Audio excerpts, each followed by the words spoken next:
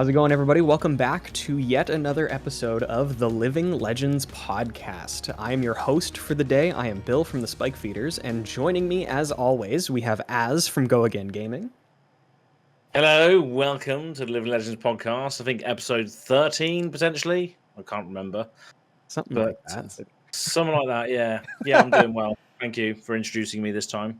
Yeah, absolutely. And we also have Kel from Red Zone Rogue. Hey, yeah. How's it going, everyone? Yeah, and today we have some pretty interesting things to talk about. It's going to be a little bit more of a relaxed discussion, I think, because we have a few things that we just kind of want to get out there and just round table for a bit.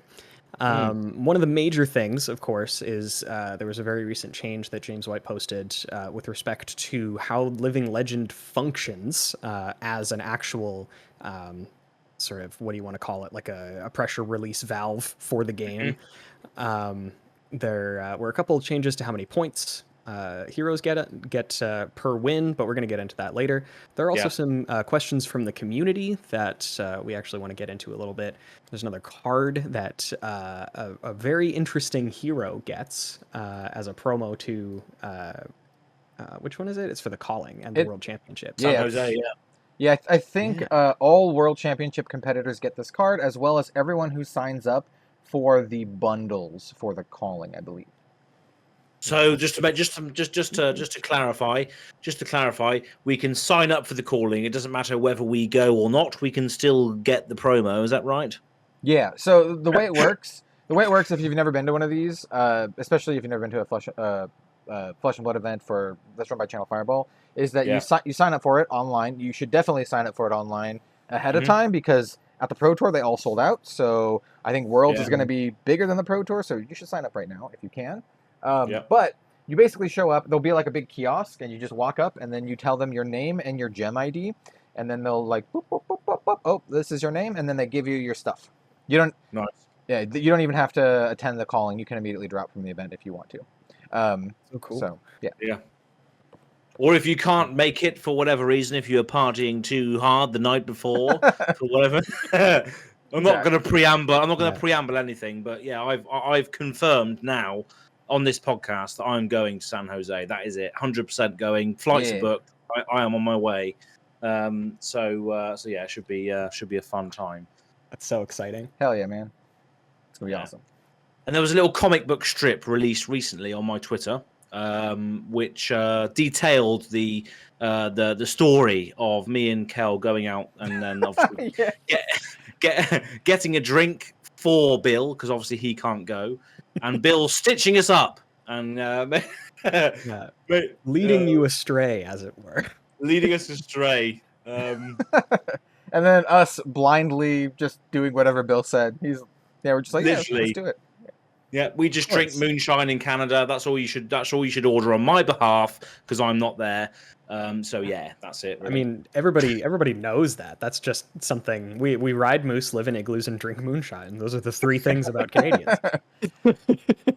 Brilliant. But yeah, before we get into that too much, let us talk about our weeks in FAB. What we've been up to, exciting things that we're looking forward to, et cetera, et cetera. And we're going to start this off with Azz this week. What have you been up to? What would you like to share? Cool. So, yeah, I mean, people that have followed me for the last year or so know that my channel does like these sort of tournaments called the Go Again Gaming Opens, which are Discord webcam-based tournaments. And I've announced the latest one, which is the Go Again Gaming Open 5. So I just want to put that out into the ether, that anyone is able to join. It's free to join the tournament as well. You do have to dedicate a whole day to it, but it's basically all out of my pocket. So all the prizes, all the stuff that you can get are all out of my pocket. So yeah, definitely get involved for that. I've made a little graphic, which is on Twitter. So Go Again Gaming AZ is my Twitter handle. So you can go and see the little graphic I made for that. So basically, I've just ripped off the Dynasty logo and just put my own stuff in there. But hey ho, these things happen. Like I did with the Dynasty Warriors edit. Yeah, so it's a little bit of exciting news. People that have followed me for a while, for the last year, the Go Again Gaming Open 5 is coming soon. And then also I wrapped up the Azalea Cult 4 episode, which features Lynette, who was the first cosplayer as well to do Azalea, as well as cosplaying in general, I believe, for Fab. So that's out there in the open now as well. So hopefully it's all about equipment and cosplay for the original Ranger. We don't have too much of that to discuss, so maybe we get more stuff in Dynasty and then in the next set. And there's a lot of community outcries for certain mechanics, certain things that they want to see for the OG Ranger that they want explored. So all that is out in the ether right now. So that's what I've been doing this week. That's pretty much it, to be honest. So thanks for asking, but yeah, that's it. Yeah, of course. I mean, every time I come across a new Photoshop job straight from Azz, it's the highlight of my Twitter timeline because they're always just so good. Yeah. The thing is, as well, right? This is a little scoop for everybody out there as well. I don't even use Photoshop either. I don't have I got a Premiere Pro account, which means that Adobe are obviously the people that do the Photoshop, Premiere Pro, and all that sort of thing. All I have is a Premiere Pro account, so I can edit videos on their video editing software from Adobe, but I don't have Photoshop. So all of my images that you see on Twitter or what have you are all done on paint.net. That's right. They're all done on paint.net. £6, $7, or whatever it is out there. It's very cheap, and it's a discount program that you can use. As long as you've got a little bit of knowledge in graphic design, you can make paint.net work for you. So that's all I'm going to say. All right. That's shocking to me, honestly. Like, completely genuinely. Paint.net. Not even Adobe Photoshop, mate. Just fucking... Oh, sorry. Paint.net. Yeah. Incredible. That's the scoop that we look for here on the Living Legends podcast. Yeah. Well, thanks for sharing that. You've got some really exciting stuff on the brew. And really excited for you as always. Cheers, mate. Kel, I'm gonna toss it over to you now. What do you got going on? What have you been up to or excited about? Yeah, so for Flesh and Blood, let me think. There's a couple things I could talk about. One of them is I have been building a new classic constructed deck for an event that I can't talk about yet, but it's going to be really exciting. Baby. Yeah, a little secret event here. It's going to be really exciting. I don't typically play a lot of classic constructed, so it's kind of a new foray. Not really new, but like the last time I built a competitive classic constructed deck, it's been a little while. It's been a little while. I could still do the Sonata combo, the Sonata Arcanics Bloodsheath Skeleton combo. That's the last time I built a CC deck. Actually, a long time. Yeah, that's not 100% true. I did build a Prism deck, like a competitive Prism deck. But anyway, so that's one thing. The second thing is all about art. Actually, I had the last couple months. I had been reaching out to some of my favorite artists about various things, some of them that I've personally worked with. So, for example, Manuela Crovius, who did my last splash art, the Dragon Slayer Vea art, she was actually at the Calling Singapore along with Livia Prima. And I mentioned that because I actually had inquired Crovius to do some artist proofs for me, some artist proof sketches, and she did. They look amazing. And so she sent those out to me. But also, I mentioned Livia Prima at the Calling Singapore. She's the artist, if you don't know, she's the artist for Prism, and she's done a lot of other art in card games in general. Like she does art for Magic the Gathering, she did art for Dragoborn. She's just a very prolific fantasy artist, absolutely fantastic. And she was doing hand-drawn shikishis, or shikishi boards, at the Calling Singapore. And if you don't know what a shikishi is, it's basically like a Japanese paper. They're usually like square in size. A lot of folks use them to get signatures or like sketches from anime or manga artists. And Livia Prima was doing hand-drawn sketches at your request ahead of time of the Calling Singapore. And so I had actually contacted her, and I was like, hey, I'm really big fan of your art, yada, yada, yada. I would love to order one of the shikishis. If someone would pick it up for me, could you please, or could I please like order one? And then she was like, yeah, of course. And so I requested that she draw a prism for me because she's the artist for Prism, and I'm like, how freaking awesome would it be to have a hand-drawn Prism from the artist that drew Prism? And long story short, I got it in the mail like yesterday. So that's going to be in an upcoming video on my channel. I'm going to do a whole video on that, plus the artist proofs. Plus, I got 2 more artist proofs with sketches from Soyame. And she is one of my absolute favorite Flesh and Blood artists, and her sketches are so good. They're really expensive, but they are awesome. I'm hard-pressed to call them sketches. She's done a few for me in the past, and this time I got Coronet Peak and Heatwave.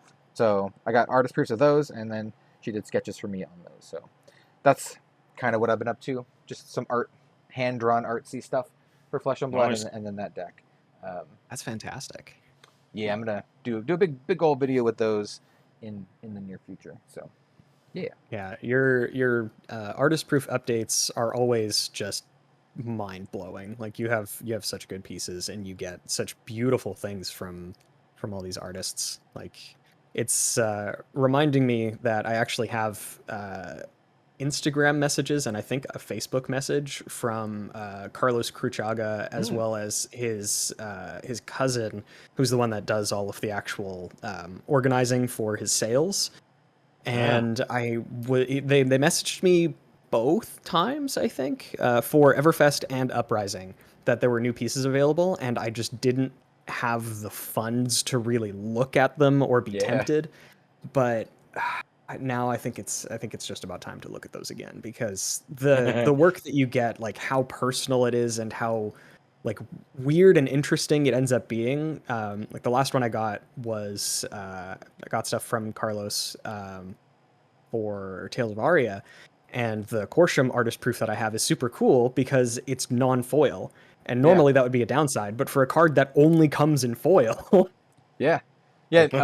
For those who don't know, all of the artist proofs are non-foil too. So like the legendaries, that kind of stuff, and fables, like Bill said. Yeah, it's just such a neat thing to have. It's so different.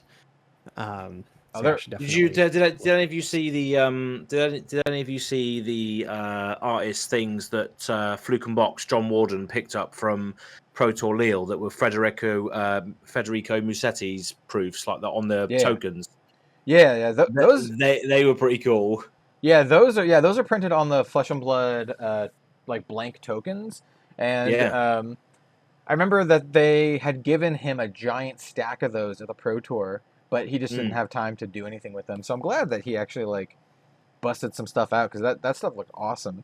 It really does. Yeah. I know at not at the Pro well, actually at the Pro Tour, Steve Argyle doodled a couple for me on there. He drew like a little dragon, and he drew an angel for me on those the little things. But at the world premiere event for Uprising, he actually doodled for me a whole Viscerai on one of those that looks awesome. It has a guitar. The whole reason. Oh I saw that. I remember seeing that. Yeah. The whole reason it has a guitar is because Steve was wearing a Spinal Tap shirt, and I'm a big metalhead. I love This Is Spinal Tap. It's a great, funny, like mockumentary kind of thing. And I was chatting to him about it as he was doing something else, and then I was like, "Hey man, if it's not too much to ask, could you doodle me a thing on one of those?" And he's like, "Yeah." And then he just started. I didn't request anything. I just asked for like a doodle, and he just started going. And he drew Viscerai holding a guitar, and it's called like Viscerai Spinal Tap Backup Bassist or something. And it's amazing. It's one of my favorite things. I love it. Yeah, I love it so much. Just with all my other artist proofs on display. Yeah, that's fantastic. Yeah, Viscerai would be in a metal band though, wouldn't he? Just looking at him, he would be, wouldn't he? Let's be honest. Yeah, for sure. I'm just continuously impressed by the talent of the artists that Flesh and Blood has sort of, I want to say, amassed. Like the sheer just creativity and skill that you see in these pieces of art is mind blowing. The Flesh and Blood art is the most underrated art in the TCG industry, in my opinion. Yeah, I think I would fully agree with that. Yeah, I 100%, and this is talking as someone who has played other games like Magic since 1995. Yes, I am an old man. I think the Flesh and Blood art is at least on par with Magic the Gathering art right now. They nailed it. They nailed it from start, didn't at they? least.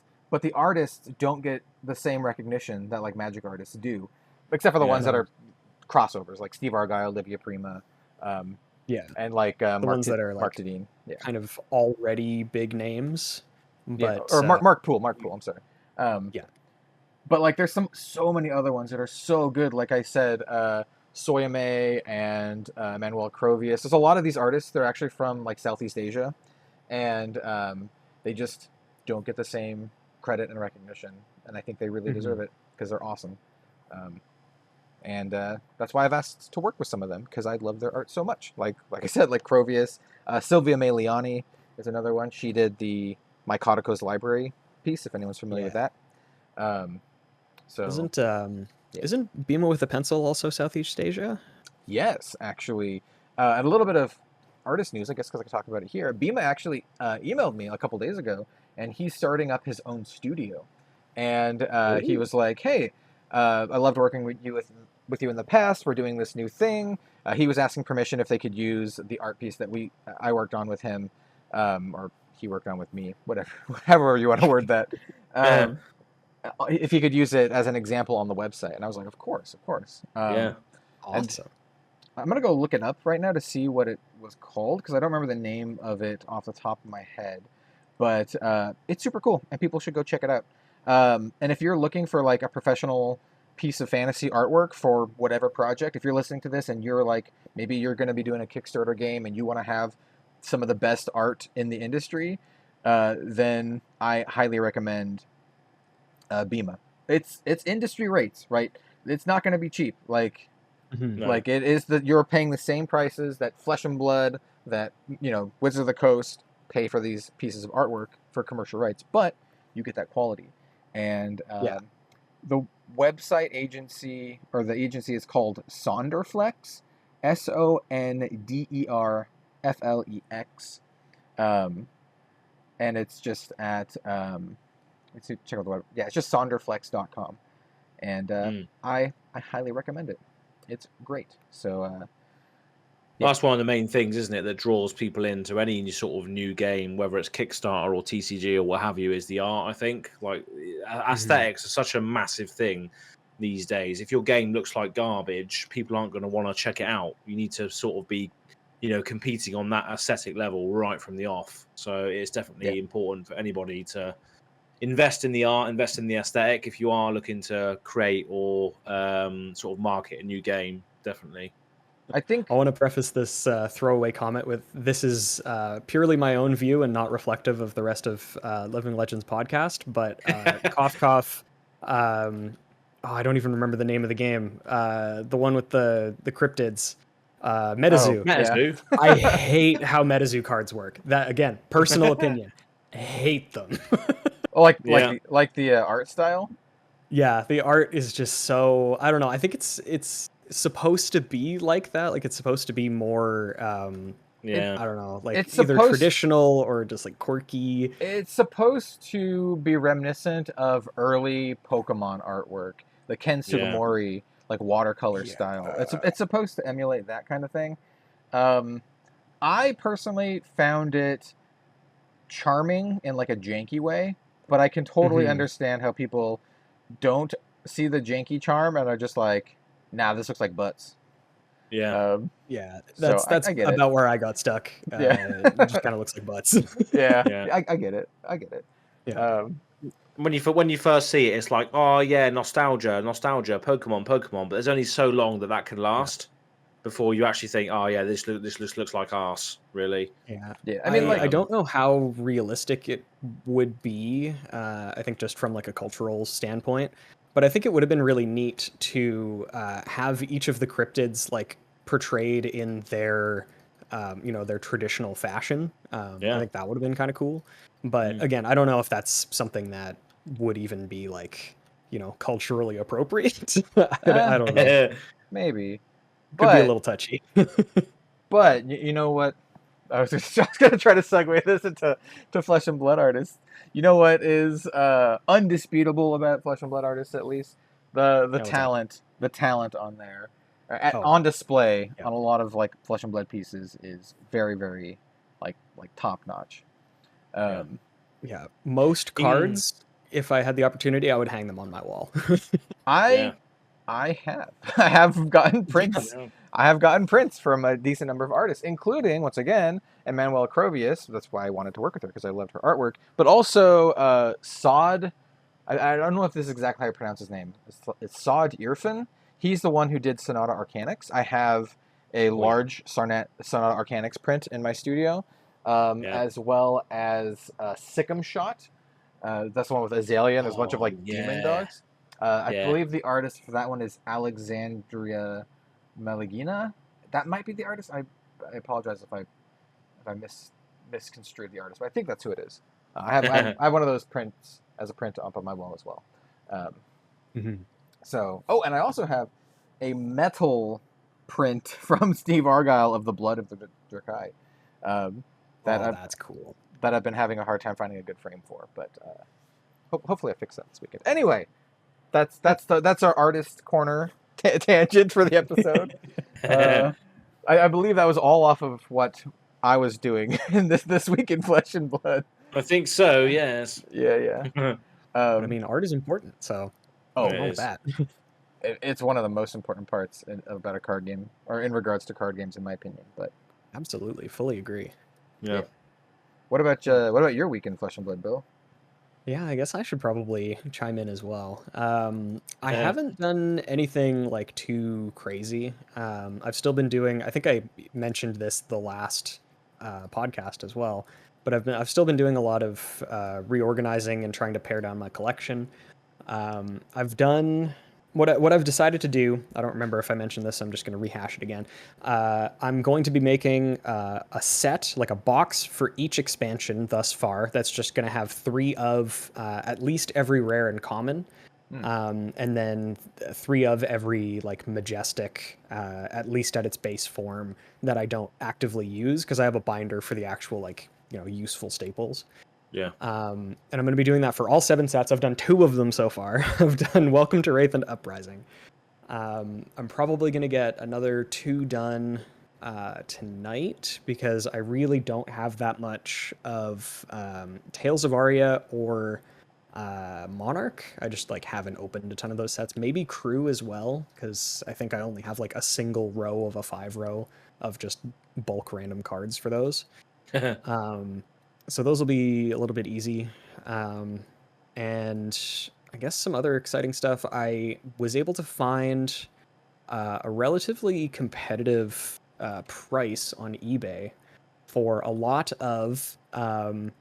it was an adult rainbow foil prism, a cold foil young prism, and a cold foil luminaris. Okay. So I got all of those, and then a local player wants to get rid of their...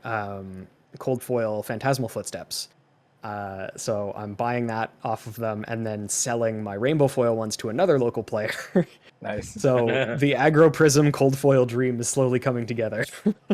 Nice. What are you missing from it?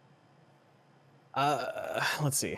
I still need I guess like technically Dreamweavers. I'm not running Dreamweavers right now, but I think I should just for certain matchups.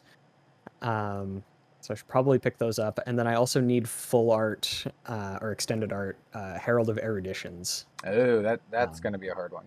Those ones are going to be tough. Thankfully, because it's Blitz, I only need 2, but it's still going to be tough. Yeah. Out of like the myriad of Monarch boxes that I opened, first edition ones, I don't think I pulled one of those. I think I pulled all of the other full arts of Majestics from the set, but didn't pull a single Erudition. Yeah. So that one's going to be fun. That's like a for the future project. I already have regular like unlimited rainbow foils to tide me over for the time being. But yeah, I also need rainbow foils of the Everfest Majestics, and then obviously I'm still holding out hope for just new attacks, like new Prism or new illusionist attacks in general in Dynasty, which I mean I assume we're going to be seeing. There's got to be a few, hasn't there? Yeah. Yeah. but a lot of the ones that were printed in like Everfest and actually, I don't think there were any generic illusionist attacks printed in Uprising. There were draconic illusionist attacks and then generic illusionist non-attack actions. Yeah, I think that's correct. Yeah, so I'm just hoping. Like, I was looking at the list the other day, and I was like, I don't use the light aspect of Prism for anything, like, except for Luminaris. That's the only reason that the deck needs to be light. Like, I run Herald of Erudition because it's good, and Wartune Heralds because they're the red is a 1/7. Yeah. If there were other 1/7s, that I would probably run them over Wartune Herald, because the on-hit thing to go into your soul is actually a detriment for my deck. Because I want things to stay in chain so that I can fractal replication them. Whether unfortunate or fortunate, there's not too many 1/7s out there. No, I just need more. Well, I guess Command and Conquer, or not Command and Conquer, Enlightened Strike's technically a 1/7. Could be. Yeah. I'm actually thinking I am running Enlightened Strike, but I think the cost of having to bottom a card is actually more impactful than paying a resource. Yeah, well, so I don't think it's actually good enough for my deck anymore. Yeah, it's because it forces a card and you can't get around it. Like, there's no you can't pay for it with a tunic or something like that. Yeah, and the normal like pattern of play for the deck anyway is pitch a yellow to play a 1-cost non-attack and then pay 1 for the attack, or pay 0 and still have the resource left for a follow-up or something.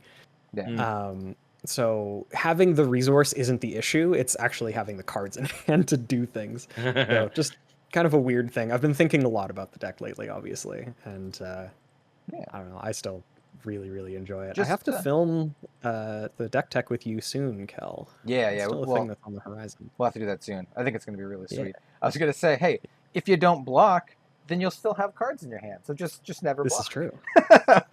That's my That's actually one of the strategy. reasons.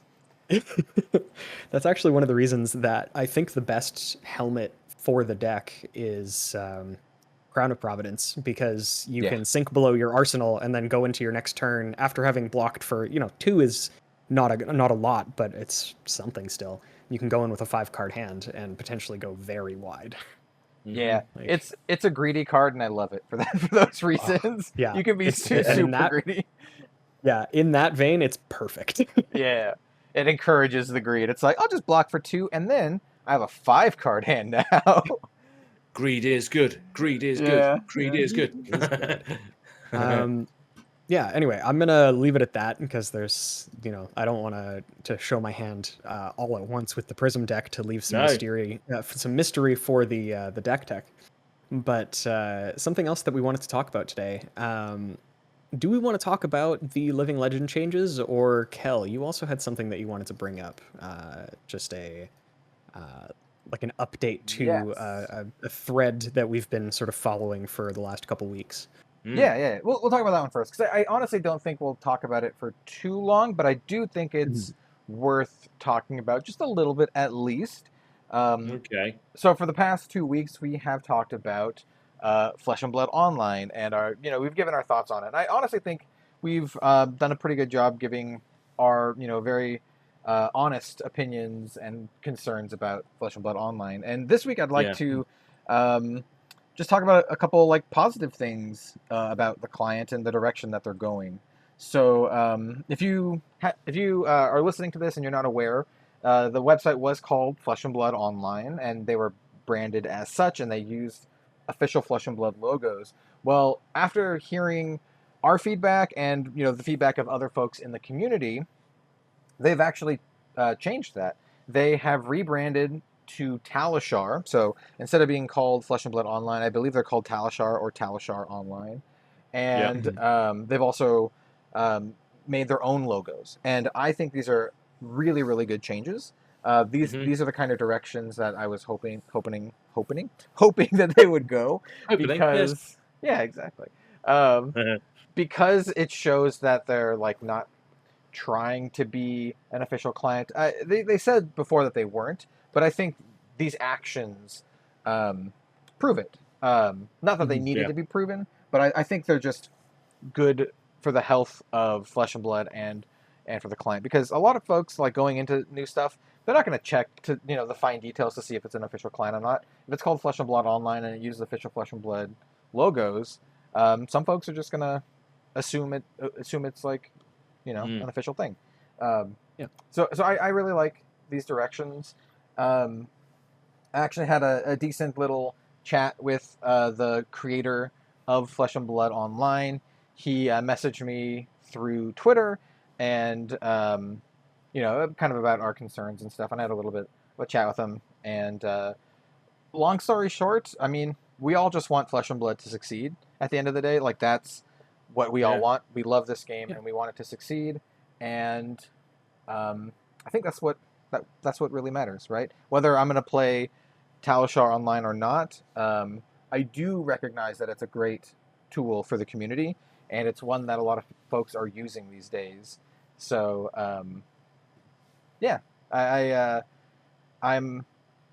want to say I'm on board with it, but I'm cool with it. Let's put it that way. Like, a lot of the concerns that you had as well with regards to the official branding, and you said about any other company would come down on this person if they were using like the aforementioned Magic the Gathering. If you were using or created a client that was using all of Magic the Gathering's art and assets and all that sort of thing, and you were saying, this is Magic the Gathering online, this is the new client. They've really sort of safeguarded against that now by sort of rebranding and changing their logos and all that sort of stuff to sort of reiterate the fact that they are not officially associated with Legends Joy Studios. They're just attributing to people that want to play and test and do all this sort of stuff online if they can't get to a game store for whatever reason. So I think, it's definitely a positive step in the right direction.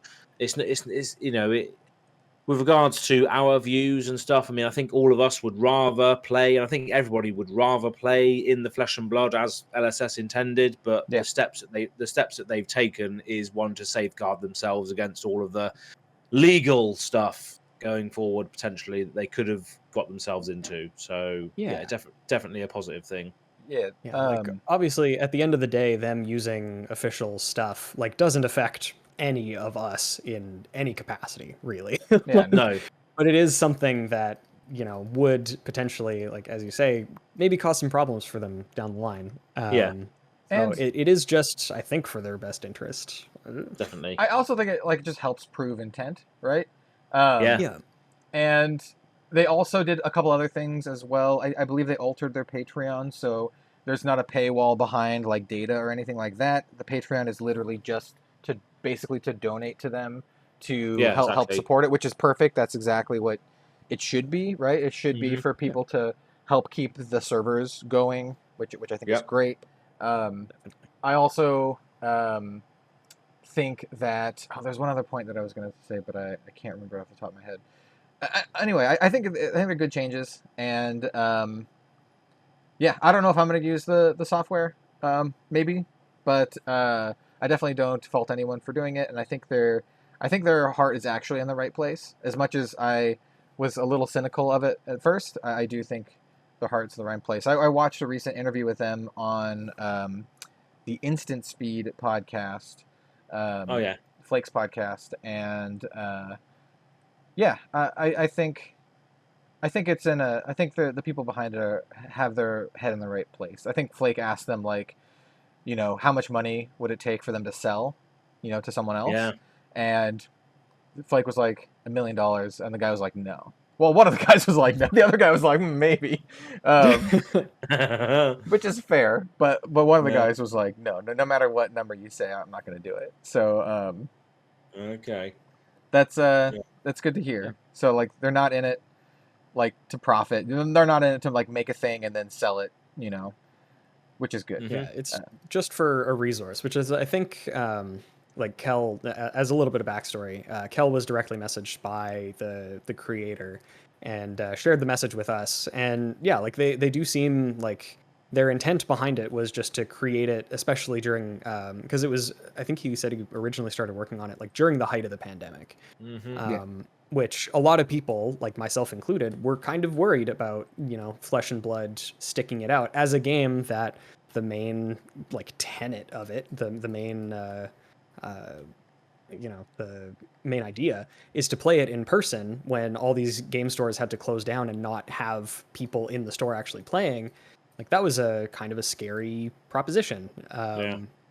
But they were just like, we just wanted to have something so that we could continue to play even though we couldn't play in person. And I did see a lot of comments on last week's podcast, as well as just kind of in the community in general, where there are people saying, it's cheaper to use Flesh and Blood online than to buy a $500 plane ticket to go like play Flesh and Blood with my friends. And like, I think that that's a reasonable use for it as well, just for casual play and stuff. I honestly, the more I thought about it, the more I started to think of it, especially with the rebranding. The rebranding really helps, as a more polished version of Tabletop Simulator. And when I think about that in that regard, I'm much higher on it. Like, it's just like a specialized, polished tabletop simulator. Like I said, I'm cool with it. So, just one of those things. I think our podcast here is more like, as we've discussed before, is like, I mean, I'll ask this question to you, Kel. Have you ever used Tabletop Simulator to play Flesh and Blood? No, I don't even own Tabletop Simulator. No, nor do I. I. It's just like, I would rather set up and buy camera equipment to get a top-down view of playing my cards online via webcam with somebody else than play on a online platform. But I think, that's just our skew, isn't it? That's our skew. We'd rather play games with other people while talking to them on the internet. Some people don't want to do that. Some people just want to grind their decks with random opponents to see what matchups they're going to get and all this and all that. They don't want the social aspect of it. And FAB Online is a great way of doing that. You can just jam your decks into all manner of different people and different decks and what have you. So I guess the skew is a little bit different here potentially on Living Legends, but it's definitely a good tool. And what they've done with the whole rebranding is safeguarding against future issues that they may have is fair enough. So well done for that. Yeah. Yep. And I also do want to just extend them some props for addressing this stuff. I think it proves that they're pretty involved in the community, and they are in fact worried about their impact on the community. And I think that their response to everything and being like open and honest about their intentions, like going on the Instant Speed podcast and contacting us, specifically Kel, but for the Living Legends podcast purposes, is like a pretty mature way to deal with this sort of situation. Because I wouldn't consider any of our criticism that we lobbied to be like scathing, or we weren't like calling to action people to boycott the thing. I hope it didn't come across it that way, because I certainly didn't mean it myself. Yeah, definitely. I don't think either of you did either. No. But there were some criticisms that we were lobbying in just a completely constructive way, and they took it to heart, and I think that's great. And let's be honest. If you're going to go on to Matt DeMarco Flake's podcast, he's going to ask you all of the hard hitting questions. So you have to be geared up for that, and fair play for them. Fair play for them to going on to that and doing it. I haven't watched it personally right now, but if anybody's going to ask the hard hitting, honest questions, it's going to be Matt DeMarco. So there we are. They're willing to do that, and sort of put themselves in the forefront of the community in all sort of shapes and sizes with regards to audio and visual mediums. So I mean, they moved pretty quick on it too. Like, they didn't waste any time. So too. Like, we started talking about it 2 weeks ago, and as of like, I don't know, maybe less than a week ago, it was basically all done. Like, they figured out new logos, they picked a new name, all that stuff. Like that went fast. They're on it. Yeah, very much so. Yeah. So this will be one of, I don't know, we might mention Talishar Online again at some point, but I think this is a nice cap off point to the trilogy here, right? So this is the trilogy. Like, we have like concerns, discussing the concerns and seeing the I don't say the ramifications of that, but seeing some form of resolution. Yeah. For now, at least, yeah, definitely. The results of our musings, you know. Yeah, I think exactly. That's just pretty neat. And if the creators out there are watching, you know, I really do appreciate the like passion and the dedication to it. Like, yeah, it's pretty recognizable, and I think it's admirable. So shout out to you guys. I believe Nate is the name of the guy who reached out to me, but I know some others have commented as well. I forgot one guy in particular, but he was on Jotrick, is it? It could be. I think so. Yeah. I think he's from Europe. I think he was on the podcast with Flake chatting as well. That's right, yeah. But shout out to him too. I think he's commented a lot about how he thinks it could be a good supplement for the community. And yeah. Anyway. Yeah, definitely. Anyway, job.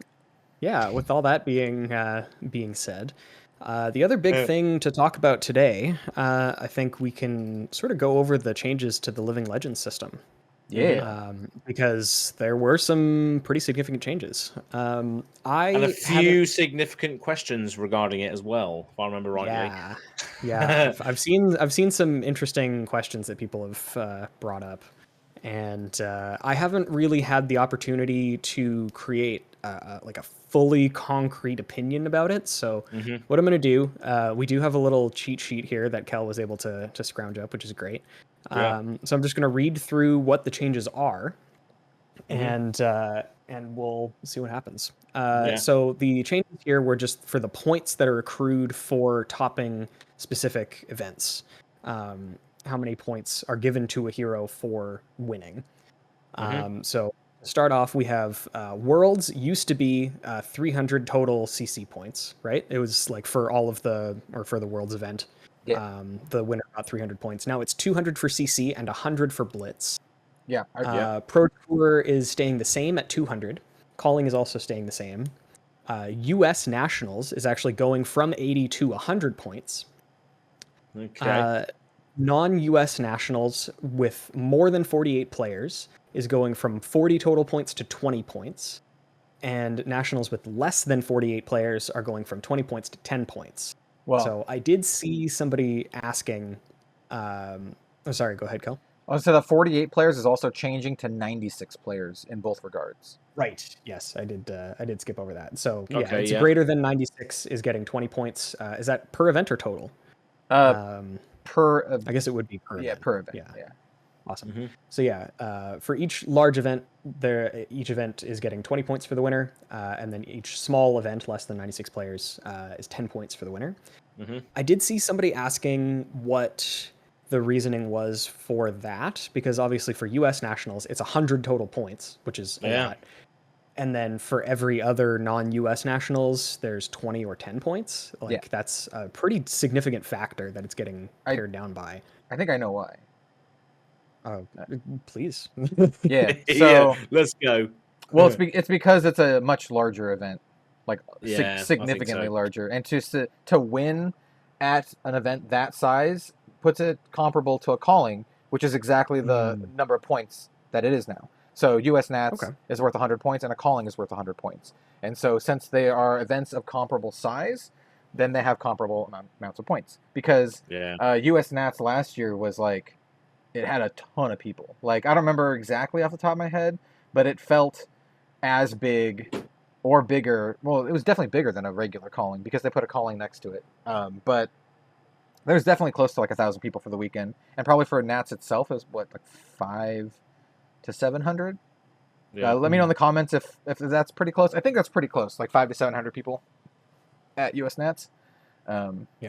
Okay, so it's just based on, for a deck to get to the point where it's topping one of these events, it has to win out against a large field. And if it's good enough to do that, then it's probably, deserving of the points in a way.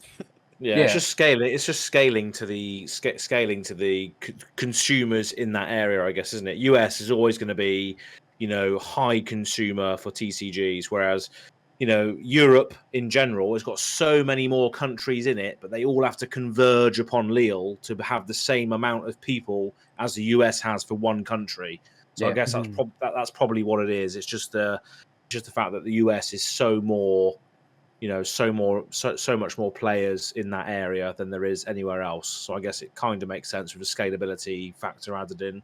Yeah, and I honestly think that this is like obviously subject to change because they're obviously changing it right now. So if an area of the world picks up and it is significantly bigger than any other area, like as an outlier. So for example, maybe Japan picks up Flesh and Blood because I know it's starting Japan. It's starting to become a thing now.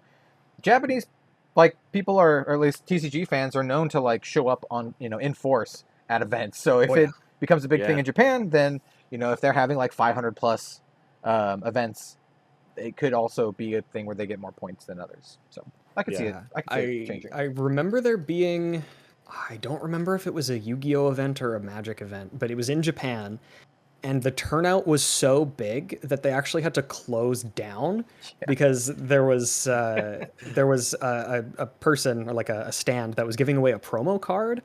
And there were so many people standing in line that I think it became a fire hazard. Wow. Yeah, here's an example. I literally saw it on my Twitter timeline today. A friend of mine and a fellow a content creator and streamer, Cosmic, he was tweeting about Shadowverse Evolve, which is the physical trading card game version of Shadowverse. And he tweeted about a physical event, and there was hundreds of people at this event. And this is just Shadowverse Evolve, a game that's based off a mobile game that just came out a couple months ago, and there was hundreds and hundreds and hundreds of people. Wow. So I can imagine if Flesh and Blood or something becomes big there. Yeah, it could be a thing. Spiral out of control. Yeah. But yeah, so that would be for the nationals, and then for the three smaller but still real events. For Battle Hardened, it used to be 30 for the winner, and now it's going down to 10, which is a pretty significant chop. I think is by the numbers, by percentage, the biggest decrease of all of them. Yeah. Then for ProQuests and Road to Nationals, it's going from 4 to 2, and for Skirmish, it's going from 3 to 2. So realistically, the changes for ProQuests and Skirmishes aren't huge in the broad scheme of things. It will slow them down a little bit because obviously there are just more skirmishes than there are, nationals. Yeah. Just by how many individual stores will run them. But the difference of 50 or 30% will add up. But it's not something that will be the big one. I think the big one is going to be, the change to Worlds and for the smaller nationals. Because those are just larger blocks of points in general. I was just gonna say I really like the changes. I think it's really interesting. You mentioned the PQ ProQuests and Road to Nationals are 2 points and Skirmishes are 2 points. So that actually means that the ProQuest, Road to Nationals, and Skirmish all have the same point value, which is interesting. Yeah. Almost the same weight in terms of Living Legends, which is interesting. Yeah. It's Skirmish and ProQuest and Road to Nationals are the qualifiers basically for the big events. So you shouldn't be racking up points in these smaller events anyway, really, should you? You should be racking up the points in the big events when it really matters. So I think that, reducing it by, 4 to 2, 50%, 3 to 2, 33%, I think, is the maths in that. I think, a certain degree. I think is definitely better. Because obviously it just gives you more gravity at the big events, upscaling those a little bit. Yeah. I think for the most part, this is all size scaling, right? They're just scaling this according to the size of the events, and it makes sense. And also not just that, but size and frequency. So a calling, for example, is worth 100 points, which is a lot compared to a Road to Nationals, which is 2 points. But there's only a couple callings a year worldwide. Yeah. Where there's a bajillion which is not not actually the number, but there's a ton of road to nationals and skirmishes. You had me fooled. That sounded like a real number. a good jubillion. But yeah, that's the same sort of thing. Like, there is, as you say, like, a handful of callings, but every game store that does Flesh and Blood stuff will have their own road to nationals, their own skirmish. And then each of those events will have its own winner, instead of the calling having a single winner. And to put that into perspective, there are over 3,000 LGSs that support Flesh and Blood worldwide right now. So, there's a good number of them that are holding these events. So, 2 may not seem like a lot, but 2 times 3,000, maybe. Maybe a little bit. Multiplied over the actual like sample size that we're seeing. It will make an impact, which I think will be better, because a lot of the complaints that people had, I've seen so many posts on Reddit and comments in general, just whenever people are talking about the Living Legend system, was that, it sucks to put your heart and soul into a single hero, which I think Flesh and Blood really does almost entice you to do. Because each of the heroes really, they have their own lore, they have their own like personality, like their entire aesthetic is based around this singular thing. And then all of a sudden it's like, oh, because too many people won with it, now like you can't play this hero anymore. In CC at least, that is, anyway. Yeah, in CC. I mean, there are a couple that are in Blitz currently. I, for the life of me, cannot remember them off the top of my head. It might actually only be one. And again, I can't. In Blitz? For Blitz. Oh, Viserai. Viserai's LL. Viserai, Blitz. yeah. So yeah, like, and it does happen obviously a lot less frequently, because there aren't as many huge Blitz events. But now, again, one of the biggest things with the Worlds, they are going to be awarding points for Blitz wins. That's great. Now we might see Blitz heroes start to cycle a little bit more. One of the other things people were complaining about is just the frequency, like how fast it was happening. It feels like it's just every other day sometimes. I really do like the Blitz change for Worlds, by the way. It helps reinforce the fact that Blitz is there as an actual format, not just as an afterthought. So, like, it solidifies Blitz as part of the World Championship, and not just be like, there's also a little Blitz thing too. There's I see the sentiment quite frequently that Blitz is kind of just a throwaway format, but like, there are people who are consistently topping Blitz events. And that kind of makes the argument that Blitz is all variation and random doesn't make them look too good, because if somebody is skilled enough, they can consistently win. Like doesn't sound like a lot of variance to me. No. Yep, 100%. There was I one... mean, go ahead. One of the main. That's right. No, so one of the main sort of quotes from James himself was, the purpose of the Living Legend system is to recognize sustained excellence of heroes and elegantly evolve the metagame over time. And they mentioned in the article as well that these things are always subject to change as well.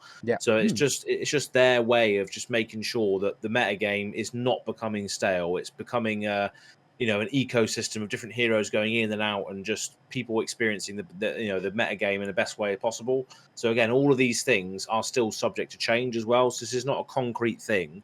It is something that they're always looking into and always looking to improve on, as they've done throughout the history of cards they've released, like Dustblade being banned straight out of the gate. They're recognizing these things proactively rather than sort of responding to things. So I think it's just generally positive overall with regards to this. I mean, that I was going to actually mention that exact quote that Az just said. I'm sorry. No, it's good. That's perfect, because that was under a section called Living Legend as a Safety Valve, and it's called that because Living Legend is not actually supposed to be a safety valve. Yes, like Az said, that it's a way to recognize sustained excellence of heroes and elegantly evolve the metagame over time. But what they actually are going to be doing to address what they call, quote, degenerate card interactions is to be proactive and ban and or suspend those cards. And so that's how they want to balance the game, not through Living Legend. Living Legend is more like a badge of honor to see these excellent heroes, sunset them, and then they go on to their own format called the Living Legend format, which is I kind of think of it kind of like vintage or legacy for Magic, where like all the most busted stuff exists, and so that'll be a format someday where there'll be like 10 heroes or whatever, give it several years down the road, and it'll be awesome and degenerate and probably a ton of fun to play, to be honest. Exactly. Like everyone that thinks, oh yeah, well I've just got into this game. My favorite hero is Prism, and already she's Living Legended. But yeah, she's Living Legended for the Living Legends format in the future. All of your cards are still going to matter when this format comes to the forefront. And yeah, we are still waiting for maybe a few more heroes to achieve that status before it kicks off. But that it will become a thing in the future. You are still in this game at a very early stage. A couple of years in. So James has said 4. He's said that he believes 4 is a good number because that's how many heroes that Flesh and Blood launched with, and he believes that to be a good number of heroes to like balance a metagame around. So yeah, we could see it as soon as Briar hits Living Legend, which is pretty close. She's like 800 points or something. Yeah. I was gonna say I think she's next on the. You might call it a chopping block, but I think that's something that they're trying to move away from. It isn't necessarily a chopping block. Yeah, Briar has 842 Living Legend. Okay. So she's going to be getting there. And from a lot of the discussion that I've heard, like she's kind of just the big dog right now. Yeah, 100%. So yeah, it makes sense. And the funniest thing about that is like she's still prominent and powerful after like 3 nerfs to her deck, like all at the same time. Yeah, she got like this hero is just maybe too good, and the cards that she got access to maybe too good. But again, like that is something that happens with a game that's just evolving. Yeah, I don't want to talk too much about Briar in this episode, but like she's a hero that had not only one but multiple positive abilities like printed on the card, as well as a weapon that is just like insanely good and excels in her particular strategy. So like Briar's just really, really good. Not as good as, well, I don't know, pretty close. Honestly, not as good as Starvo or Chain, but like pretty close. Like pretty decent, yeah. But those other two heroes are good in different ways, but I think like pre-nerf Briar is maybe one of the like I don't even really want to say scariest. I think just she was very consistent and hard to punish in a really meaningful way. Yeah. Because it's like she didn't care about blocking because her turns were way more impactful than yours just at a baseline. Yeah. And then even if she wanted to block, she can block with like 1 card for like 6 or something. Yeah, because she was able to get multiple embodiment averts on her turns where she's pushing through even 1 damage on a card, or on an attack, makes her next blocks even more efficient. So it's like, okay, well, if I have to block, I'll just block with 1 and still have a 3-card hand.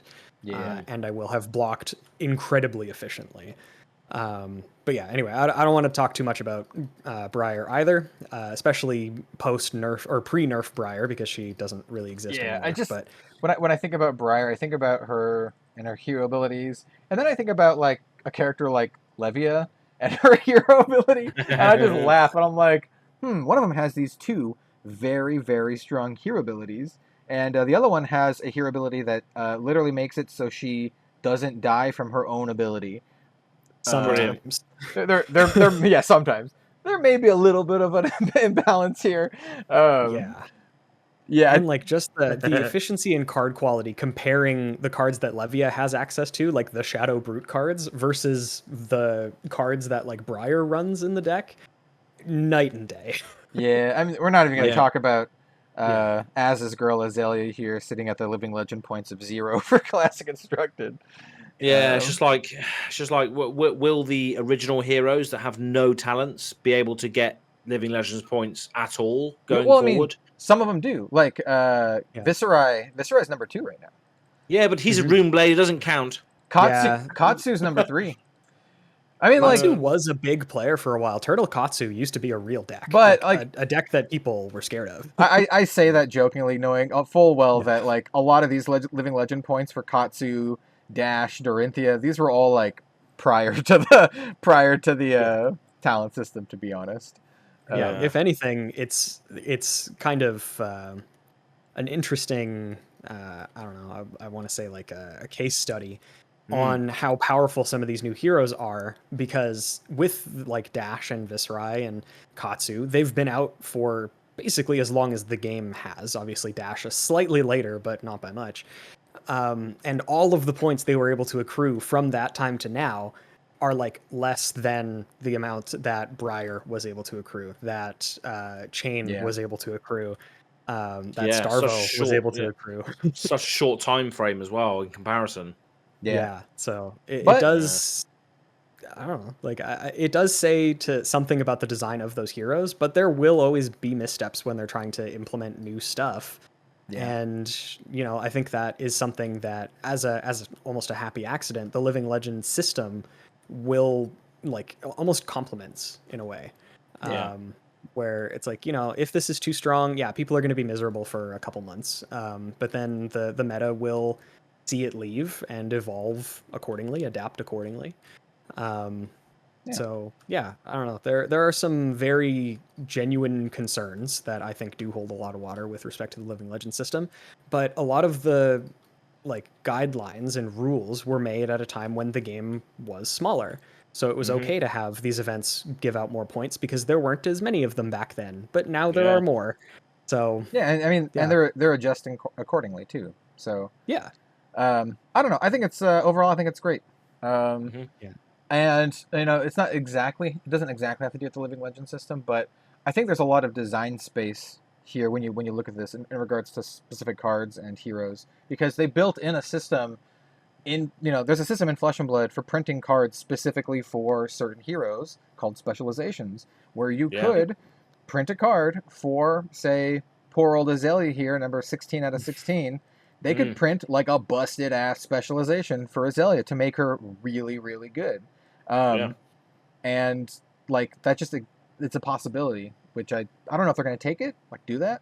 But it's something they could do. And I think it's interesting. There's a few things as well, like on the Azalea cult recently. I'm going to shout out my own series here on Go Again Gaming. But there was a design space for heroes that weren't talented at all. So it was like someone made up a keyword which was called pristine, which basically gave you extra abilities if you were not talented. So if you were just a ranger, or if you were just a guardian, or just a ninja, you got extra things because you were literally honed in on that one class or that one thing. Whereas if you were a draconic ninja, you're not going to get the pristine ability because you're a draconic ninja. You're not just a ninja. So maybe something that, as you say, that said there, Kel, specializations that adhere to a certain named character, but maybe something else that that sort of adheres to a certain named class. And if you are only that class, you get a benefit. So that could be another thing if you were to go back in time and think, oh yeah, we're going to give just the Guardians, not the Elemental Guardians, but just the Guardians, something extra that they can use to, rise to the top. Maybe that's a sort of adverse way of dealing with talented heroes, is giving the non-talented heroes something that they can use as well. So I think they have to be careful with that though, because there are still some non-talented heroes that are very strong. And if they got like too much of a push, they could become oppressive, like Dash or Viserai in particular. Those two are both very good. And Bravo too. Original Bravo, gotta shout him out. But in particular these days, like Dash and Viserai are like both very good. Even up against these like juiced up heroes. Like Dash won like events recently. So and I guess like as you were saying earlier as well, like the specializations, you can still maybe go into that a little bit. Maybe that's more of the non-talented way of going through it, is giving the named character a thing that they can do that nobody else can do, which is maybe we'll see that in Dynasty. Who knows? We'll see. I mean, Flesh and Blood is still a pretty young game, And I think they're just setting themselves up for some good stuff in the future. Definitely. Yeah. Nice. And any other things about the Living Legend system? I think it's all pretty good. Oh, I do want to know, by the way, we're talking about Living Legend and Blitz. Blitz is actually less points required to hit Living Legend. You only need 500 to hit Living Legend and Blitz compared to the 1,000 for CC. So that 100 points that you get for Living Legend Blitz at Worlds is a big deal. It's like 1/5 of what you need to hit Living Legend. So it's a lot less, isn't it? Yes. Yeah. So, like, for example, if Oldhim, if the person who wins World Championship plays Oldhim in Blitz, Oldhim will hit Living Legend because he's at 450 points right now. So nobody wants Oldhim in Blitz. Get out of here. I mean, there are some Oldhim stands. I'm not one of them. I think Oldhim is the least fun hero to play against, but that's just me. I think. Oh, there was a graphic that was posted in my Discord earlier, which was the French nationals, like the top 8 for the French nationals, and there is an Oldhim mirror matchup in that top 8. That's probably not going to get coverage. Let's be honest. I literally did multiple days of Oldhim v Oldhim coverage. I don't remember if it was at US Nats, but it was last year, right after Arya came out. And like some of them were in limited, but some of them were not in limited. And holy crap, I'll tell you what, man, it's so grindy. It's like, just so many seeds of crowns everywhere. It's like on here we have a seed of crown activation. Oh yeah, this card's pretty good because it gives you advantage and prevents. You say the same thing over and over and over again. Yeah. Well, I imagine so. Yeah. Oh, he's attacking with the Autumn's Touch this time. Okay, well. Oh, well. Oh, he's just going to block it out and attack with his hammer. And here we have him blocking it out and attacking with his hammer. This time, the hammer is activated because he did pitch an ice card here. And his opponent's just going to block it out and attack with his hammer. Like, that's... Yeah. Brilliant. That's what it is, man. It really put me there. It really put me there in the US. That's really good. Yeah. So... Yeah, I think that's... Like, I remember when Oldhim was originally... I think it was even back when he was just revealed during the Tales of Aria preview season. I thought that it was interesting because up to that point, Flesh and Blood didn't really have like a control deck, except for maybe Pistol Dash. That was like more of a mid-range deck, I'd say. But whereas Oldhim really did scream like control, being able to give people frostbites consistently, having just really effective attacks. Like, when they revealed Oaknold, I was like, this card has Dominate and makes your opponent discard 2 cards? Like, what? Pretty good. It's so good. The value that you can get from it is crazy. And so at first I was like, yeah, I think that's something that Flesh and Blood could need. Or should have rather, but the implementation of it in terms of it being fun to play against was slightly off the mark. But it was the first instance of a control deck, like a full control deck. It's not going to be perfect. I saw the hero and I was like, this looks awesome. But also, I'm going to hate playing against this. Like, I already know I'm going to hate playing against this. Like, he's got built-in defense reaction that prevents 2. And I'm like, this is just... I'm going to hate this so much. Yeah. So, yeah, that's... No, by the way, no hard feelings or anything towards people who like Oldhim. I believe regular listener and the Swiss national champion's a huge fan of Oldhim. Pascal, I believe is his name. He loves Oldhim. I believe his Twitter handle is like Oldhim Superfan or something like that. So, it is, yeah. No disparity towards people who like Oldhim, but also he's really unfun. So yeah, that's right. There are 3 heroes in the game that I think are unfun for different reasons. And once again, no shade towards any people who play these because I have some really close friends who play these. The other 2 that I think are unfun are Rhinar and Kano for different reasons. Rhinar because he basically just makes it so your hand doesn't matter at all, and then Kano for kind of the same reason, makes it so you just can kill you out of nowhere. The thing that always makes me feel bad when I match up against a Kano is, at some point you have to say, I'm going to try to kill you so that I'm not in this danger zone constantly. Yeah. But because of how he works, they can always just wait until you have exhausted all of your resources on an attack, and then say, okay, now that you have nothing, you have your attack on board, like in the process of trying to do damage to me. It's like, okay, now I'm going to go off, and there's just nothing you can do about it. That's right. Obviously, the play is to try to prevent that and be as measured as you can, but there aren't a ton of decks that have that luxury, at least not that I've personally played.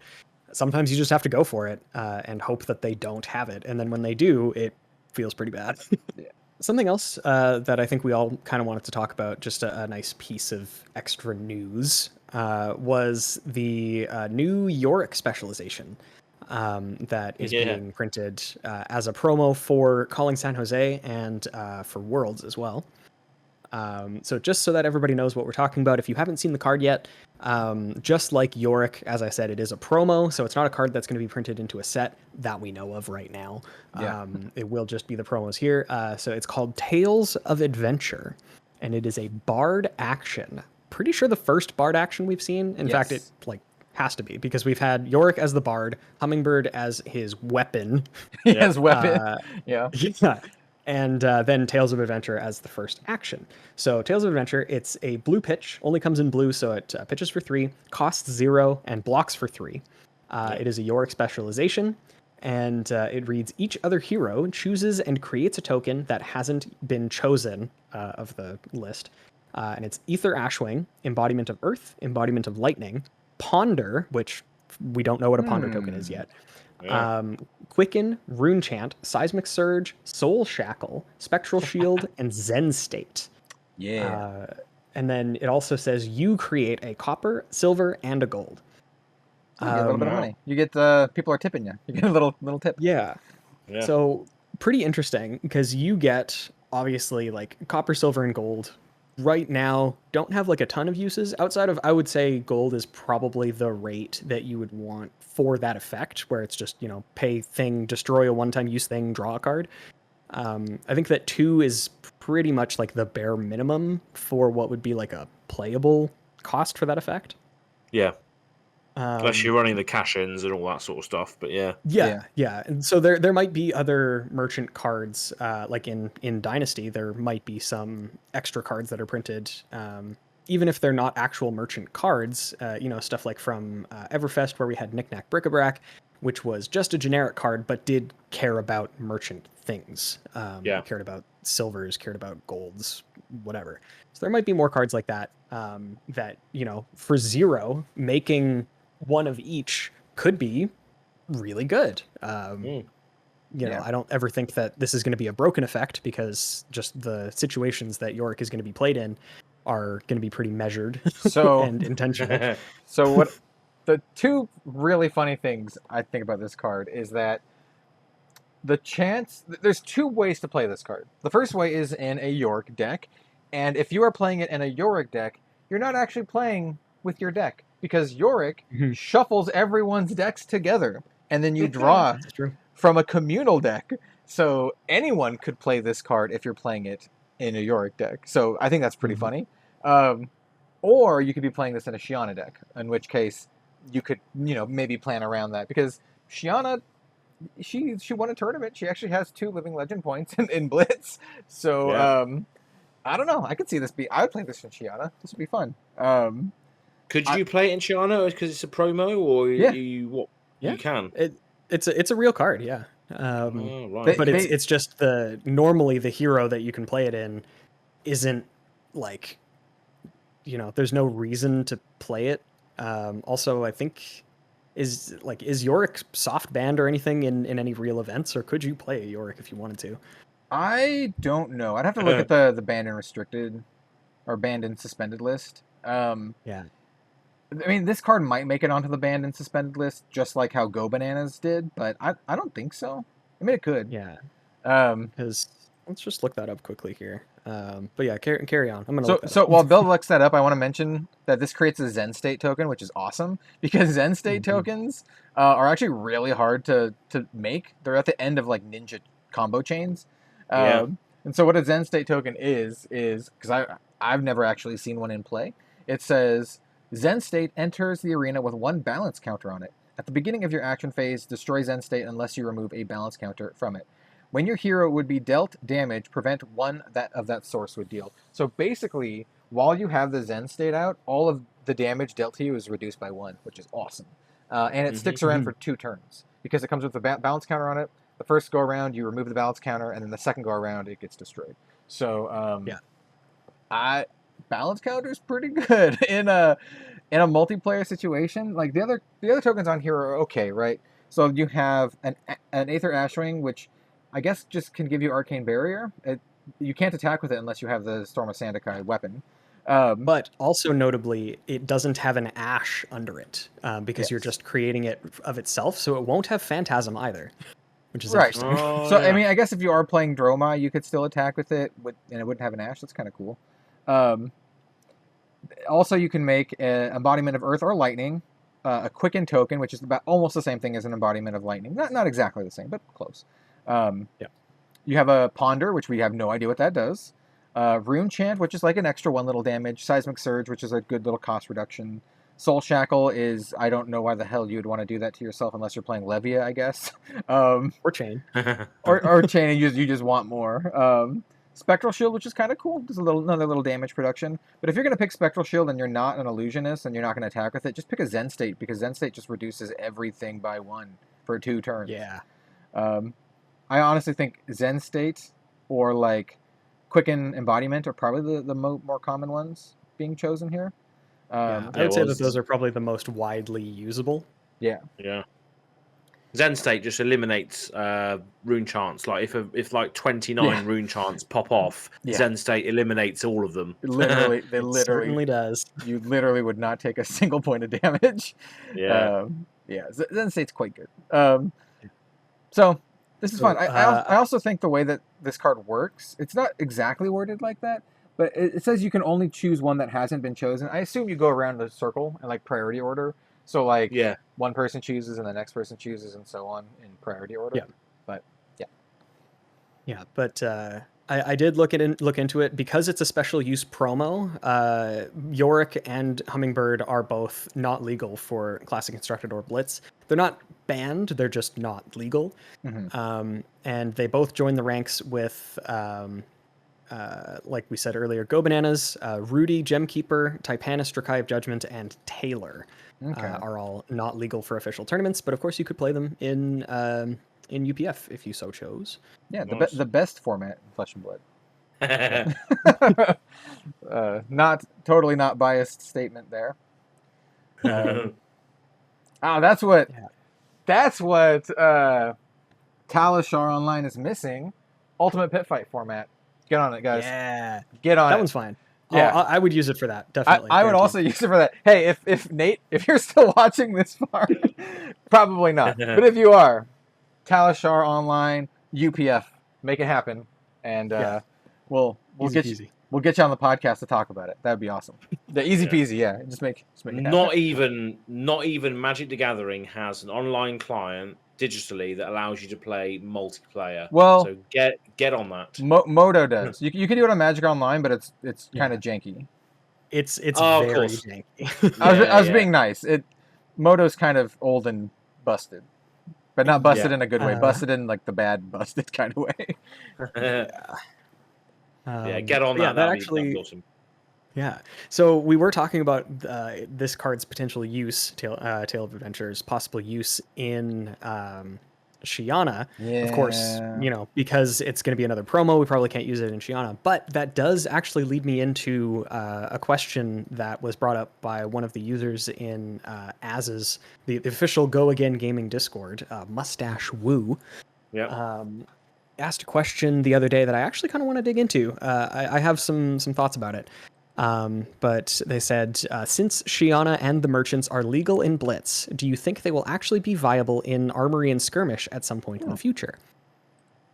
So We like Az and I were kind of talking about this. We took a little bit of a break just in the middle here, and we were kind of discussing it during that time. And I don't think, I mean, as of right now, for the information that we have, I have no idea if they're going to print enough stuff, enough support for merchants to actually make it a viable like 1v1 deck. Yeah. We don't have enough information yet. From the stuff that they've printed, it really doesn't scream to me that they're even wanting to do that. But there could be stuff in the future. Like I said, we're probably going to be seeing some merchant support in Dynasty, like coming up very soon. Probably. Yeah. Will it be enough? Because I mean, the merchant stuff that was printed in Everfest was a piece of legendary equipment that is horrendous to play outside of outside of PvE. If PvE doesn't, or like when it comes around, I think that card is going to be insane in PvE. Yeah. And then a bunch of generic stuff. So not even stuff that is specifically merchant, which I know doesn't really feel like a lot, but it does kind of, speak to what they think of merchant as a class right now. It's not real. It's just generic stuff. Yeah. It's just it exists. It's a thing. Yeah. But I do, on the flip side, actually, I'm going to open that up because you guys will have some thoughts on that as well. Before I get into my thoughts on Shiana, what do you guys think about merchants as like a competitive, viable class? No.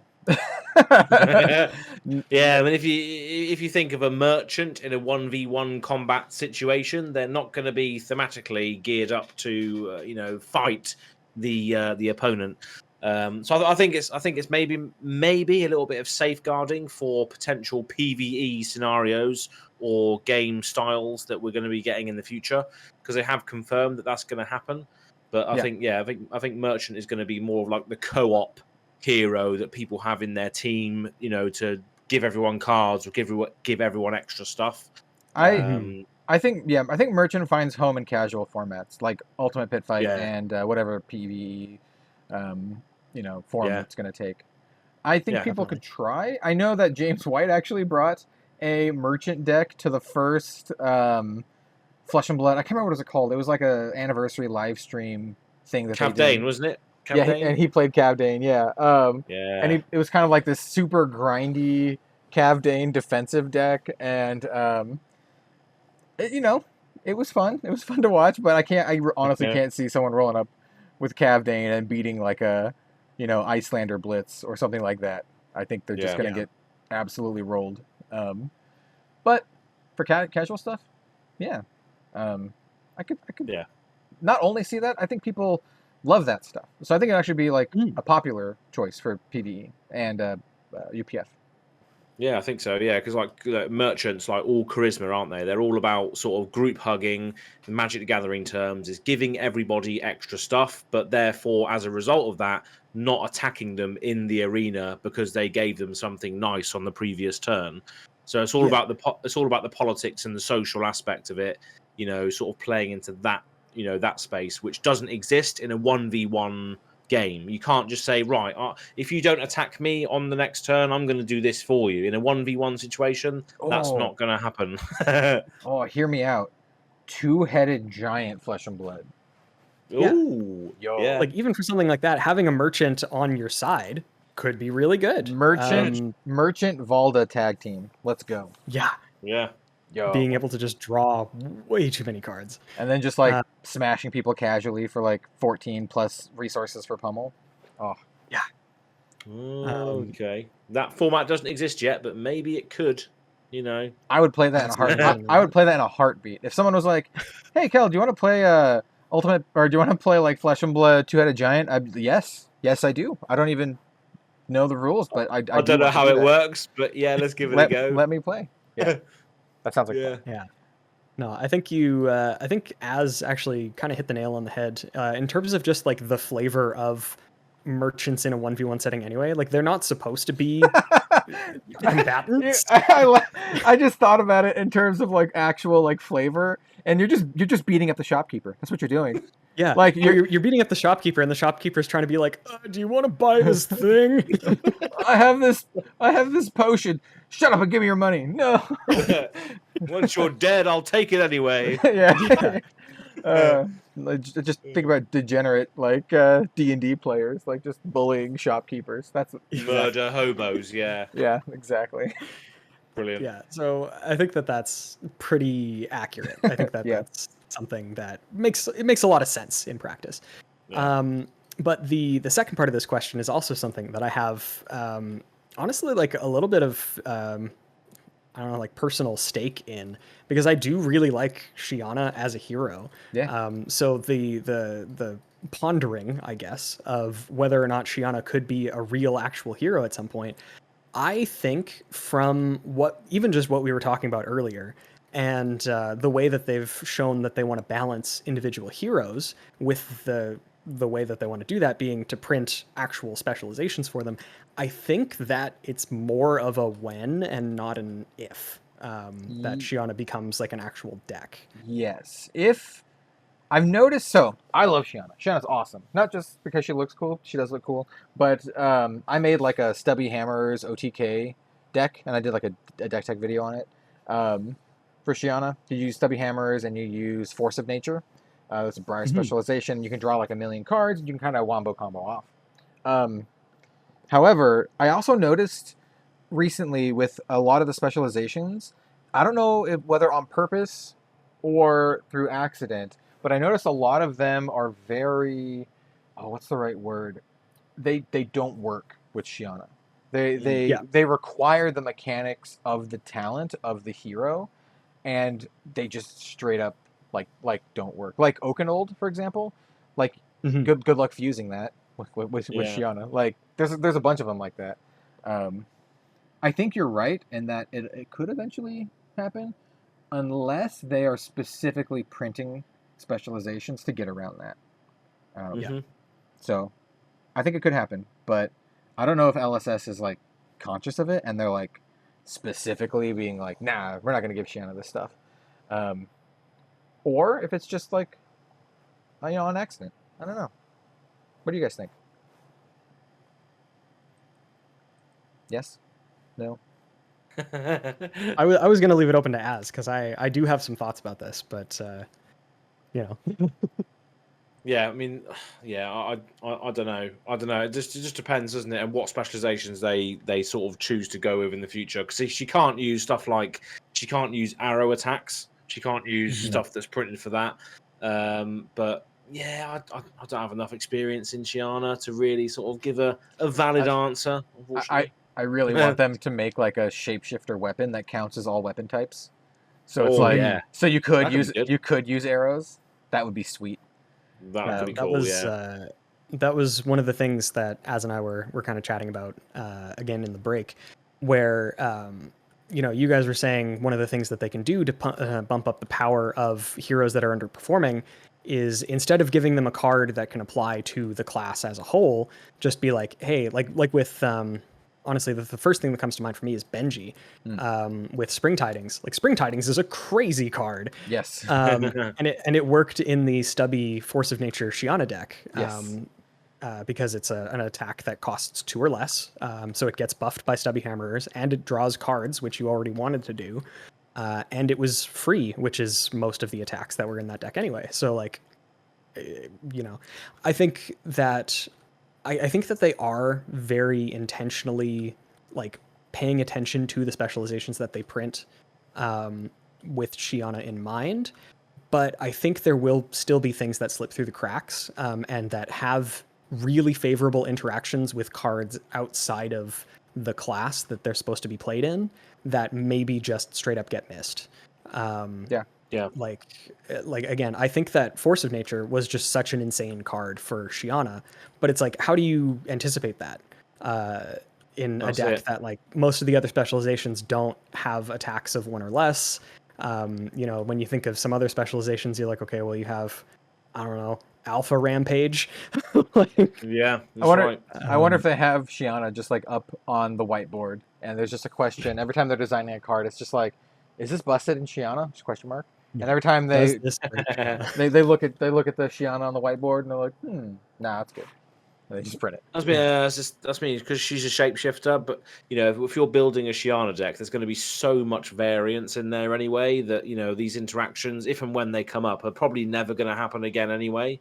I know it's only Blitz, but it's still so high variance if you're playing Shiana, because sometimes you can draw into a Kano, Lesson in Lava, and then other times you're drawing into a Rhinar Alpha Rampage. It's just going to be games where you just don't do that consistently, unfortunately. And if you are, then you're probably getting some Living Legends points, that's for sure. She's got 2. She has the same amount as Azalea.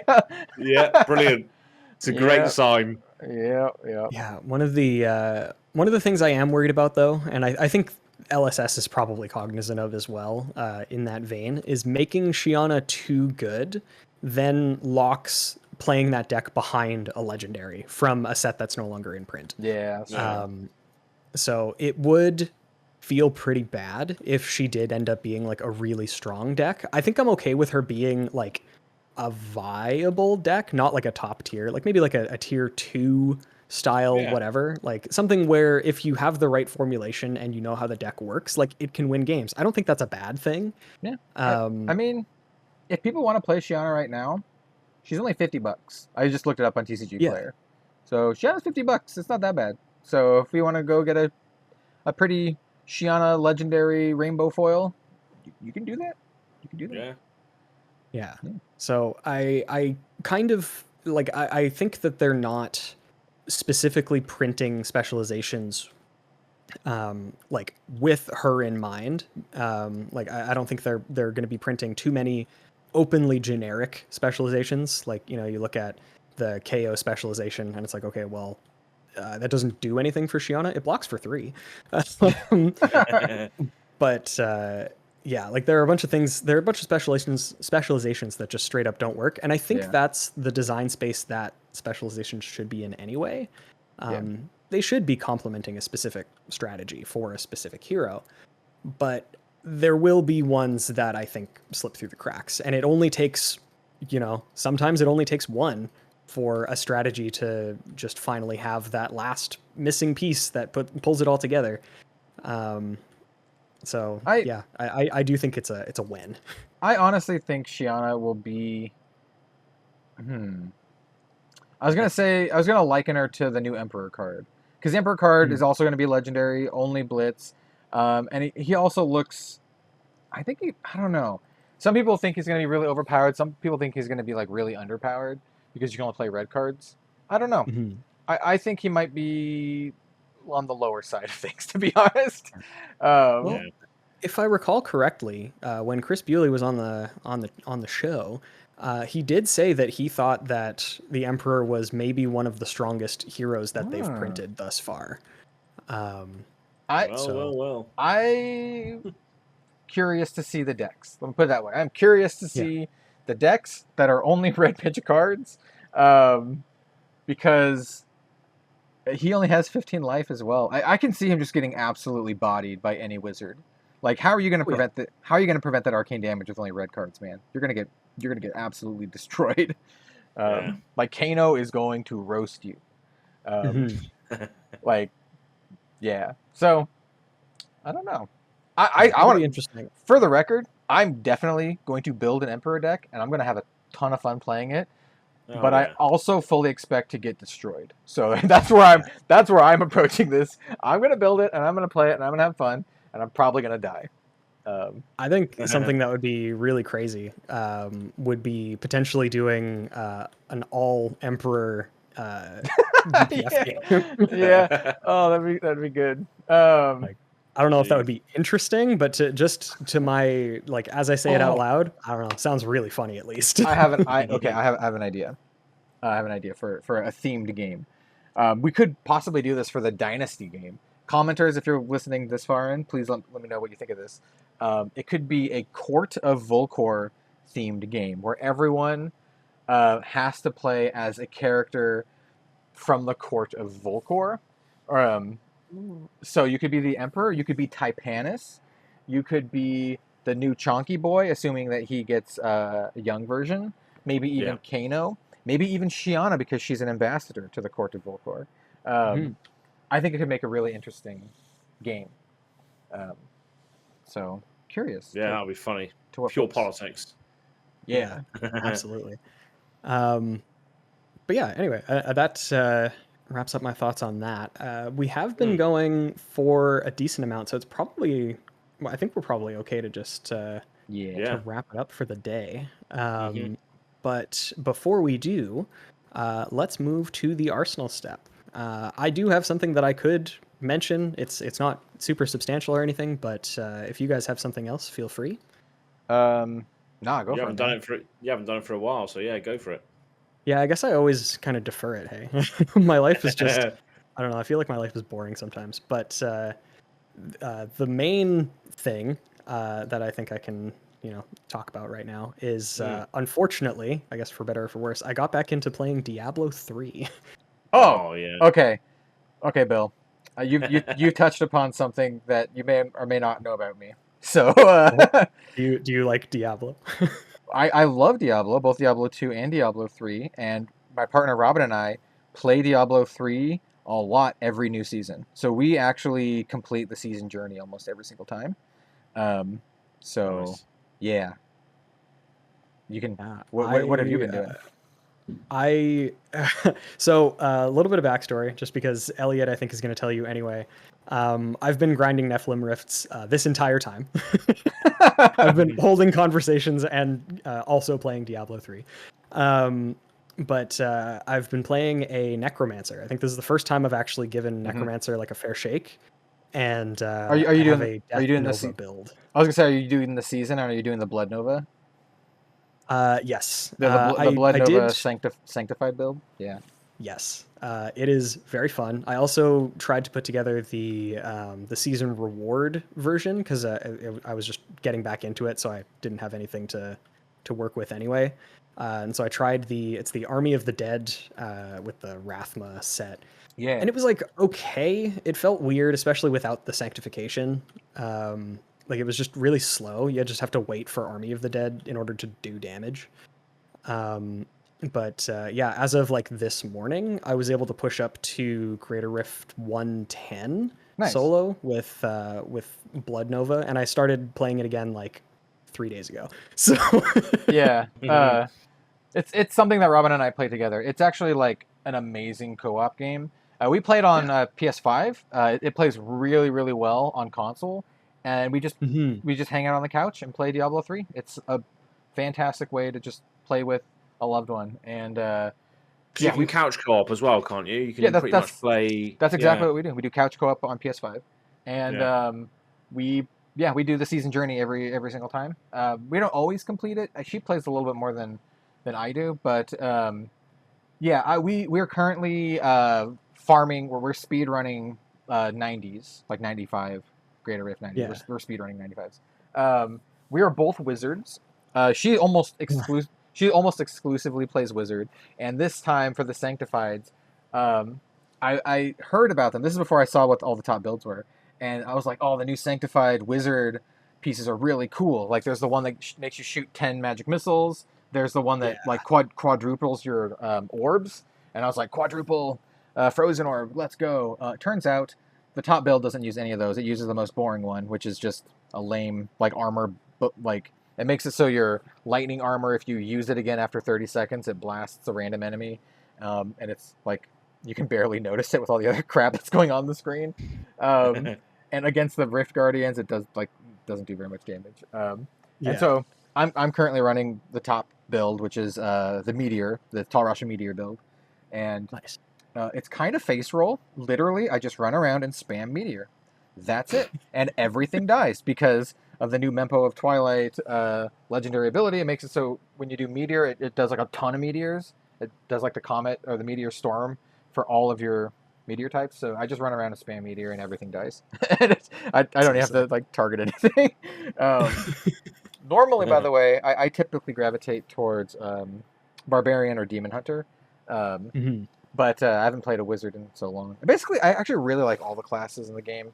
I think Witch Doctor is probably my least favorite class, but that was like my original. I loved Witch Doctor when I was like first playing so much. I actually think I want to put another Witch Doctor together for this season. Right now, I have like basically like shy of just like incremental upgrades and stuff. I have basically a complete Blood Nova Necro.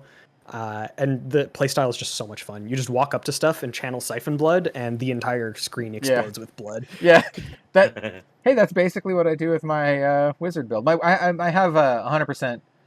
My build is complete. It's just not not all ancients and primals and stuff, but all the pieces are there, and I just spam Nova, not Nova, but Meteor, and the entire screen is just full of ice meteors that are just falling down.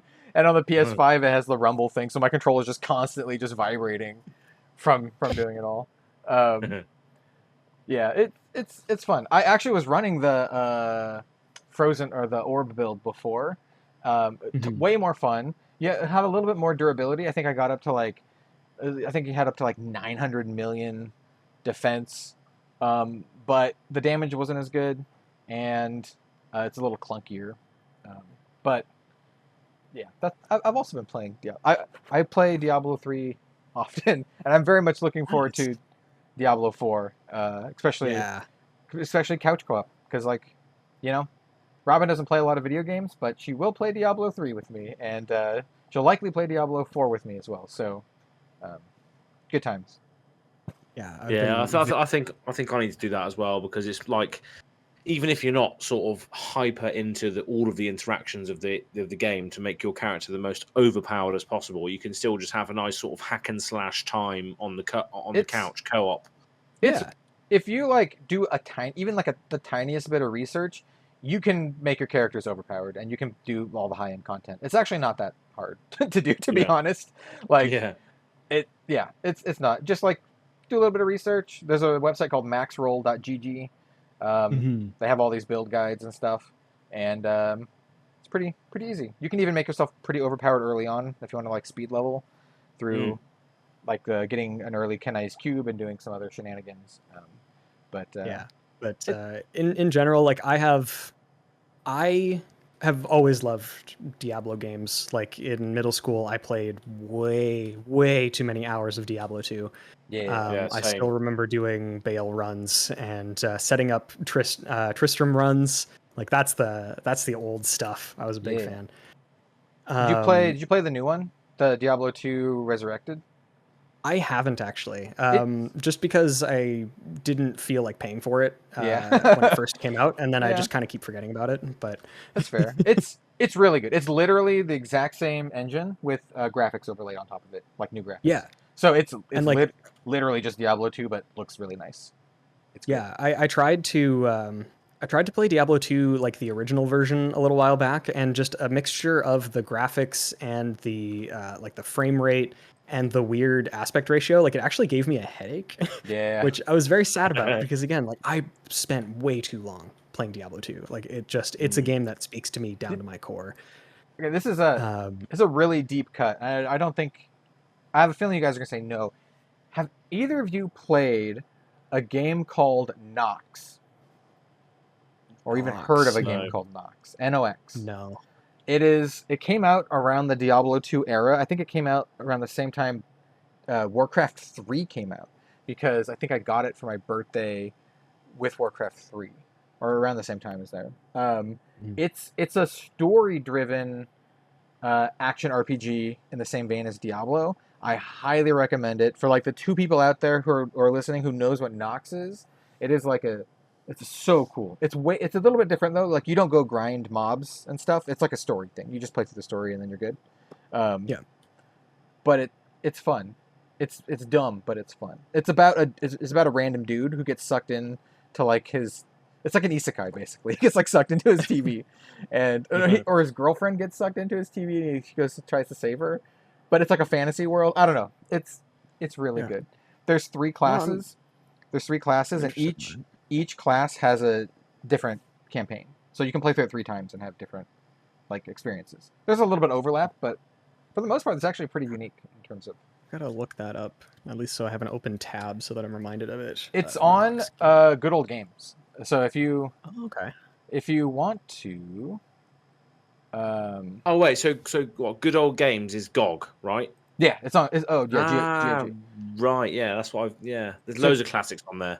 Yeah, if you go over there and just type in Nox, you should be able to find it. In fact, I'll just post a link. It's only $6, so yeah, it's $6. That's a pretty easy value proposition. And I think it comes with the patch that does add in like an infinite mode. That's kind of like like a Diablo kind of thing. It's kind of like Rifts. I love infinite modes, like just procedural generation. Yeah. Any sort of procedural generation I'm in. Yeah. Different every time. Lovely old job. It's really good. And the magic system's super interesting, and I highly recommend it to anyone out there. It's really good. And like I said, well, before this turns into a gaming podcast, I think that's we should probably snip it off there. Yeah. I could, but sorry, go ahead. No, I was just gonna say I could talk for way too long about games too. So it's a good. Don't I know it? Every single time we have podcasts, you keep me on for another 4 hours afterwards. Yeah. Well, not this time because I actually are going to be live streaming right after this podcast. So yeah. Oh yeah. Yes. All right. Yeah. Well, sorry, I keep cutting you off. Go for it. No. Just close it off, Bill. Just do it. Do it for the rest of us. All right. Yeah. Well, that will have to do it for us. This was an absolutely incredible episode, honestly. I think we went a little bit longer than normal, but I think this was... Hey-ho. I keep saying that our episodes are really fun to do, but this one was just very natural. Felt very like the discussion just flowed really easily. So apologies for listeners if you were bored by the length of this, but I think that everything that we said was really substantial. So absolutely, it was good. It was good. It was fantastic. Yeah. But anyway, to sign off, once again, I am Bill from the Spike Feeders, and you can find me on Twitter @BillTSF. And you can find me doing live gameplay content for Flesh and Blood on the Spike Feeders FAB on YouTube. We do a series that we call the Goliath Gauntlet, where we pit one deck against 5 different decks, just to give like a brief insight into how the deck plays, what its strengths and weaknesses are. And I think we're actually just coming up on the close of maybe my favorite gauntlet that we've filmed to date, where I'm playing my aggro prism deck that I was talking about at the beginning of the episode. So please feel free to check that out if that intrigued you at all. And I will throw it over to, let's say, Kel. What do you got for us? Hey, my name is Kel, also known as Red Zone Rogue. I am Red Zone Rogue everywhere. YouTube.com/Red Zone Rogue is my main thing, assuming you're not already watching it on there. Also, Twitter. Definitely follow me on Twitter. I'm pretty active on there. Instagram and Facebook as well, but less active. If you want to, reach out to me at all, Twitter is the best place to do so, I would say. And speaking of Twitter, I literally just saw Azz post something on Twitter of us as like an emo band. So oh no. You should also follow Azz on Twitter. And hey Azz, where else should everyone follow you? Yeah, definitely. So, as Kel said there, the aforementioned Twitter. So I am Go Again Gaming AZ on Twitter, and you can see what Kel just mentioned there. The living legends in all the black and white glory of the emo 2000s. So we've all got a picture on there, which is sort of reminiscent of our early days in college and school.